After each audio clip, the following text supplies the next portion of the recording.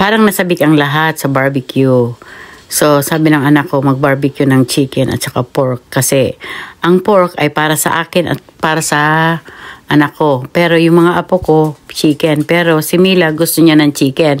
So, habang nag-iihaw ang aking anak, ako naman ay nakaupo dito at nagpapainit kasi lamigin ang lola. So, ayan na nga ang aking anak na pinakamabait at pinakagwapo sa buong mundo.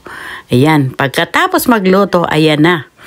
Tumikim na ang aking apo nang matikman niya ang pork, nagustuhan niya ang pork.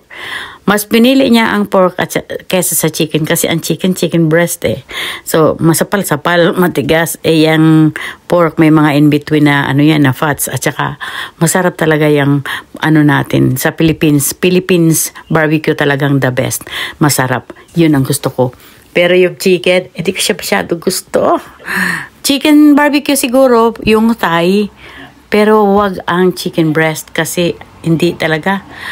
Talaga hindi ka gaganahan yan. Pero yung mga nagda-diet, talagang chicken breast talaga. Mapaano man ang yan. Chicken breast talaga. So yun lang guys. Thank you for watching. Hope you like this video.